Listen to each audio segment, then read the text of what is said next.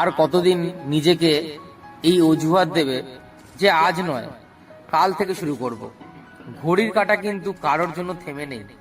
তোমার চারপাশে সবাই এগিয়ে যাচ্ছে আর তুমি শুধু ভাবছো হবে, দেখা যাবে। নিজেকে ফাঁকি দেওয়া বন্ধ করো।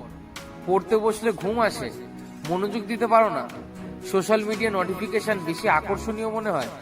মনে রেখো, আজ যে আরামটা তুমি খুঁজছো, কাল সেটা তোমার জীবনের সবচেয়ে বড় আফসোস হয়ে দাঁড়াবে। পড়াশোনা শুধু একটা পরীক্ষা পাশ করার জন্য নয়, নিজের একটা পরিচয় তৈরি করার জন্য। কষ্ট হচ্ছে, হোক। রাত জাগতে ইচ্ছে করছে না, তাও জাগো। মনে রেখো, সাফল্যের স্বাদ তারাই পায় যারা অজুহাতের পাহাড় ভেঙে কষ্টের রাস্তাটা বেছে নেয়। যখন পুরো পৃথিবী ঘুমিয়ে থাকে, তখন তোমার এই নীরব লড়াই তোমাকে ভিড়ের মাঝে সবার থেকে আলাদা করে তুলবে। একবার চোখ বন্ধ করে তোমার মা বাবার মুখের দিকে তাকাও। তোমার একটা সুন্দর ভবিষ্যতের জন্য তারা কতটা ত্যাগ স্বীকার করেছে, তাদের সেই বিশ্বাসের মর্যাদা তোমাকে দিতে হবে।